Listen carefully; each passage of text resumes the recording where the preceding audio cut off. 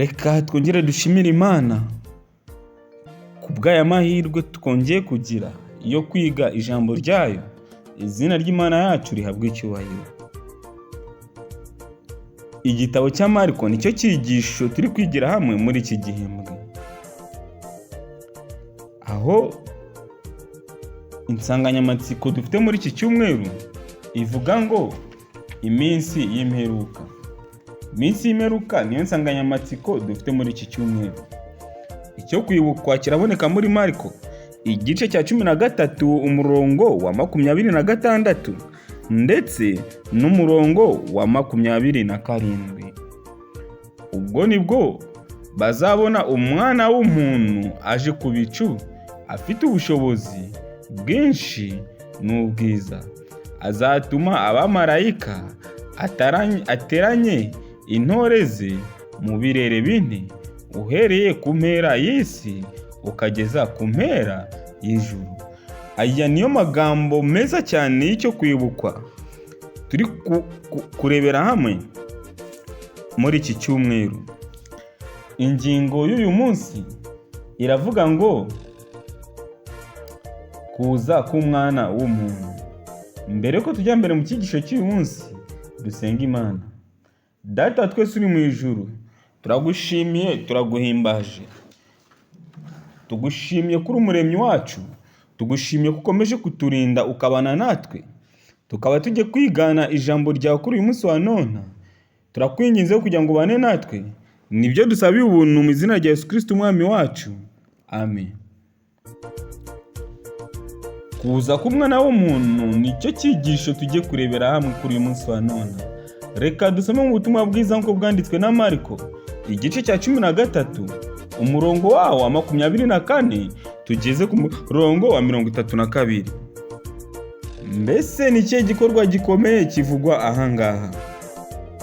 Ibyo kugaruka k'umwana w'umuntu niwo mutwe w'amagambo tujye kurebera hamwe. Ariko muri iyo minsi hanyuma y'uwo mubabaro, izuba rizijima n'ukwezi ntikuzava umwezi wako, n'inyenyeri zizagwa ziva mu ijuru, n'imbaraga zo mu ijuru zizanyeganyega. Ubwo nibwo bazabona umwana w'umuntu aje ku bicu afite ubushobozi bwinshi n'ubwiza. Azatuma abamarayika ateranye intore ze mu birere bine, uhereye ku mpera y'isi ukageza ku mpera y'ijuru. Nuko rero murebere ku mutini, niwo cyitegererezo, ishami ryawo iyo ritoshye ibibabi bikamera, mumenye yuko igihe cy'impeshyi kiri bugufi. Nuko namwe nimubona ibyo bisohoye, muzamenya yuko ari hafi, ndetse ko ageze ku rugi. Ndababwira ukuri yuko ab'ubu bwoko batazashiraho kugeza aho ibyo byose bizasohorera. Ijuru n'isi bizashira, ariko amagambo yanjye ntazashira na hato. Ariko uwo munsi cyangwa icyo gihe ntawe ubizi, naho baba abamarayika bo mu ijuru cyangwa umwana w'Imana, keretse Data. Inshuti mukundwa, ahangaha nta kindi Kristo yavugaga uretse ibyerekeye no kugaruka kwe uko bizamera. Icyo nta kindi uretse kugaruka kwa Yesu Kristo aje mu cyubahiro. Kugaruka kwa Yesu kuzabanziriza n'ibimenyetso bizagaragara ku zuba, ku kwezi ndetse no ku nyenyeri. Isezerano rishya ryuzuyemo ubuhanuzi bugaragaza iki gikorwa gitangaje.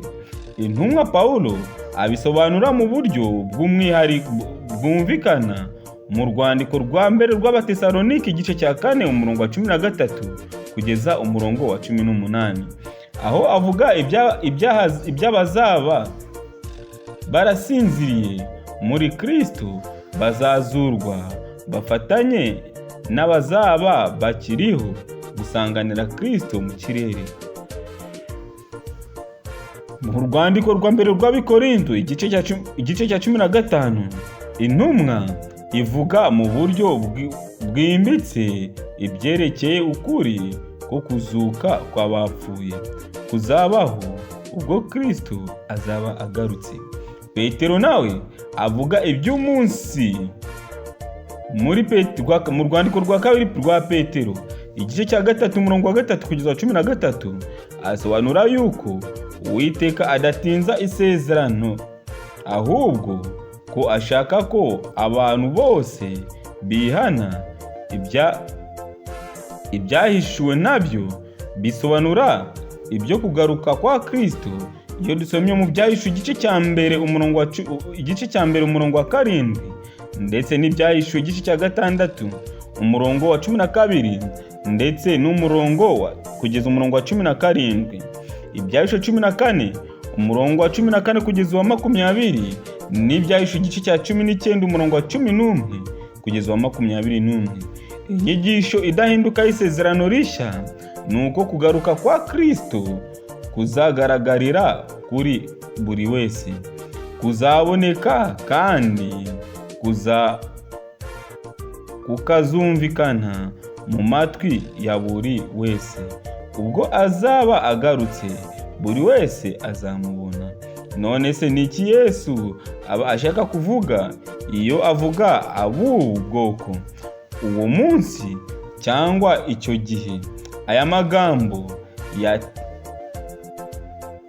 yateye abantu benshi ubwoba, kuko abantu Yesu yabwiraga ayo magambo hashize igihe kirekire bapfuye. Inshuti mukundwa, ahangaha abantu benshi baterwa ubwoba n'aya magambo ya Kristo. Ariko nshuti mukundwa, hari ibisubizo byinshi byatanzwe kuri uyu murongo. Bamwe bavuga ko ijambo ubwoko rishobora kugaragaza ishyanga muri iki gihe ni Abayuda. Ni ukuvuga yuko ubwoko bw'Abayuda butajyaga burimbuka mbere y'uko Kristo agaruka.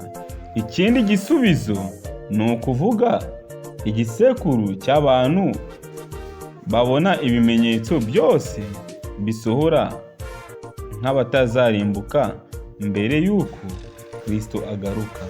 Ariko igisubizo cyoroshye ni ukuzirikana ko muri Mariko igice cya 13 umurongo wa 30, Yesu akoresha ijambo ubu nko muri abubu bwoko, no muri Mariko igice cya 13 umurongo wa 32 ni ijambo icyo, nko muri icyo gihe.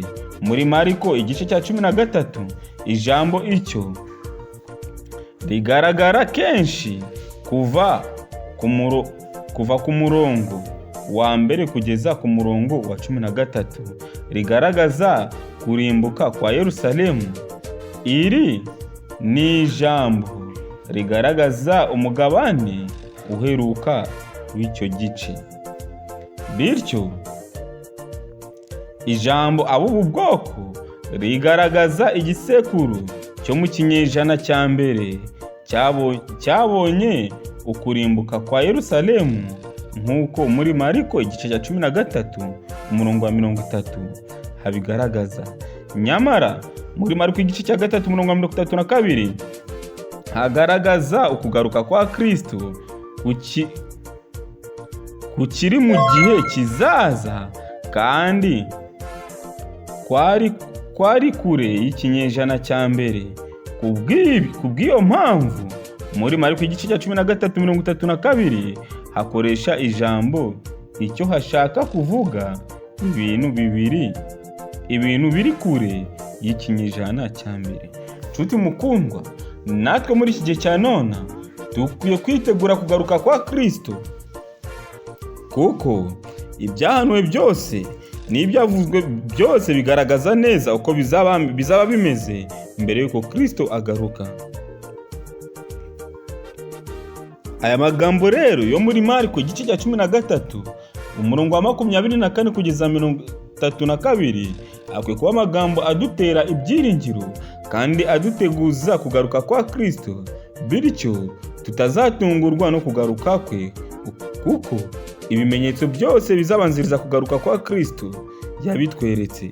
Icyo ngusabiye kuri uyu munsi wa none nuko weho wumvi uri gukurikirana iki cyigisho ukwiye kwitegura umukiza wacu, kuko bidatinze ari hafi kugaruka.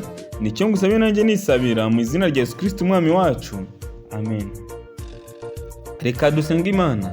Data twese uri mu ijuru, turagushimye turaguhimbaje, uhabwe icyubahiro. Ukomeje kutwereka uko bizaba bimeze ubwo uzaba ugarutse. Turakwinginze rero kugira ngo uduhe ukwitegura. Nibyo tugusabiye ubuntu mu izina rya Yesu Kristo umwami wacu, amen.